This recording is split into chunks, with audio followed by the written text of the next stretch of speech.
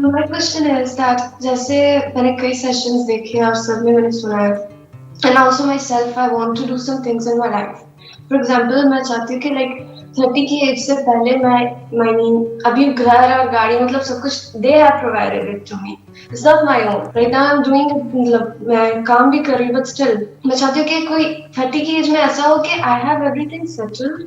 But वो जो uncertainty है लाइफ की मालूम नहीं फिर क्योंकि दिमाग में वर्स्ट ऑफ सिचुएशन भी आती है अगर ये ना हो पाया वो हो गया ये ना हो पाया तो उसको एक्सेप्टेंस मतलब कि जो एक्सेप्ट करना है हम बोल देते हैं कि एक्सेप्ट कर लो कोई बात नहीं हो जाएगा बट वो एक्सेप्ट करना ही is the difficult thing like how to accept everything in its wholeness जैसे है वैसा ही।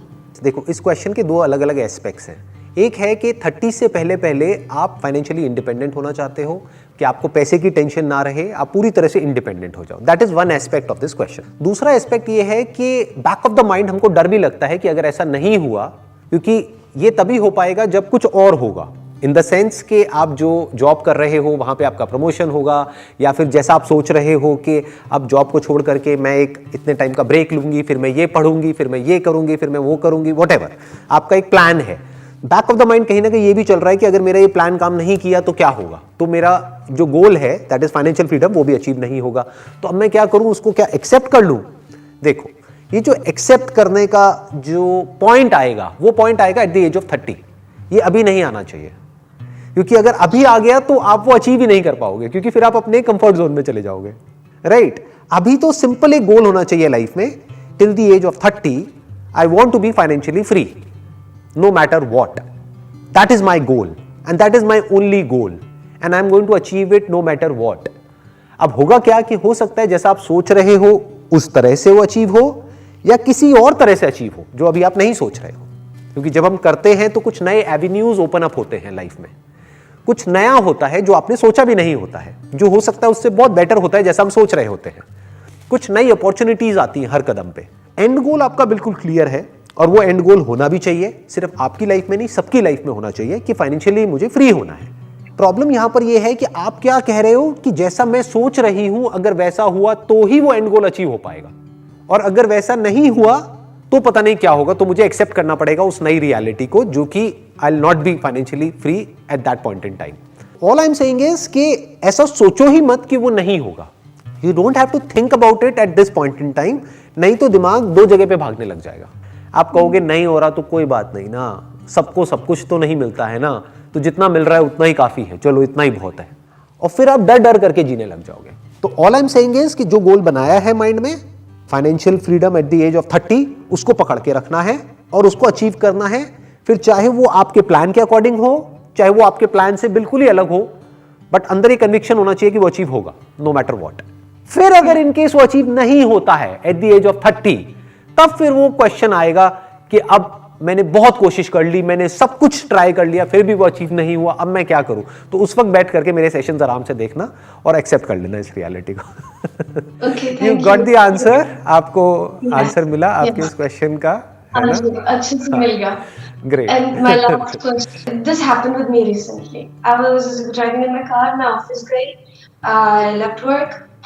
In the evening, I had to go to this architecture's office क्योंकि वहाँ पे एक चल रहा है कुछ काम, वहाँ पर गई मैं and उन्होंने मुझे कुछ ऐसी बात बोली जो मतलब regarding to a house जो ठीक नहीं थी, और मैं सुनकर आ गई और मेरे बाद में दिमाग में आ रहा है कि ये ऐसा क्यों हुआ, क्योंकि उसके पहले मेरा छोटा सा एक्सीडेंट हो गया था। तो उस वक्त मेरे दिमाग में ही चला कि मैं इस वक्त ये मुझे ये बात बोल रहे हैं तो ये वाली बात मुझे सुनकर ये जवाब देना चाहिए कि ये ठीक नहीं कर रहे हो, because I was maybe still stuck उस एक्सीडेंट वाले फेज में, या आपके दिमाग में वो एक्सीडेंट चल रहा था, या फिर वो that shock because of the accident, क्योंकि वो शॉक से आप पूरी तरह से बाहर नहीं आ पाए थे, तो you were thinking about it, right?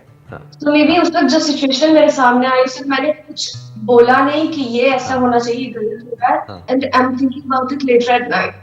तो वो अगले दिन मैं कॉल करके बोल रही हूँ कि ये वाली बात आपने कल बोली थी, ये ठीक नहीं थी, आप प्लीज इसको इस तरह से कीजिए।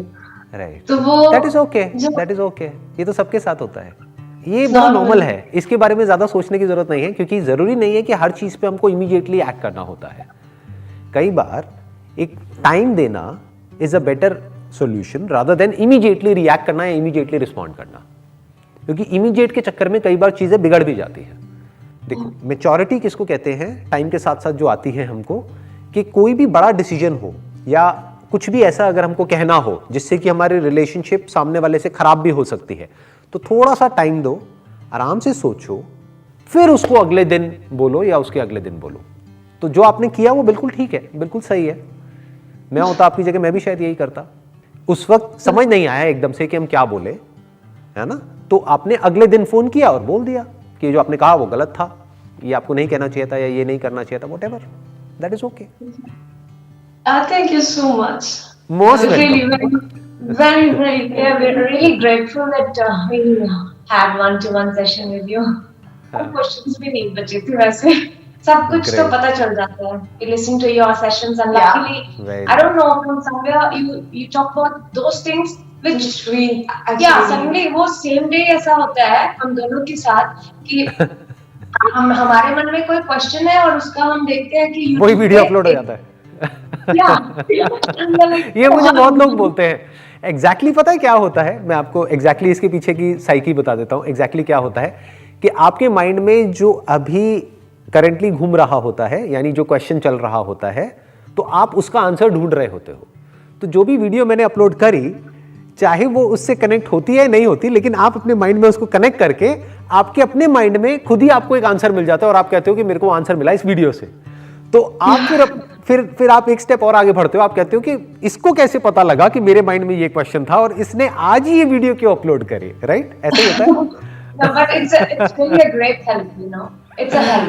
Good to know that. Yeah. Basically answers आपके खुद के अंदर से ही आते हैं, बस वीडियो को देख करके थोड़ा सा माइंड थोड़ी देर के लिए काम हो जाता है या हमको कोई नया पर्सपेक्टिव मिल जाता है। कई बार क्या होता है, हम अपने माइंड में एक ही तरह के पर्सपेक्टिव में स्टक हो जाते हैं, तो वीडियो को देख करके कई बार एक नया पर्सपेक्टिव मिलता है कि अच्छा ऐसा भी होता है क्या, तो फिर एकदम से आपको अपने अंदर से आंसर निकल के आ जाता है कि अच्छा ये ना करके अगर मैंने ये कर लिया तो ये हो जाएगा, एंड देन यू थिंक कि शायद वो वीडियो से हुआ है, बट वो वीडियो से नहीं हुआ, वो आपके अपने अंदर से ही हो रहा है। तो that's all because of you, आप अपने अंदर से ही ये करते हैं। No, but the credit goes to you because help तो मिलती है, ये तो हम डिनाई नहीं कर सकते। Good to know that. चलिए, thank you so much and wish you all the best.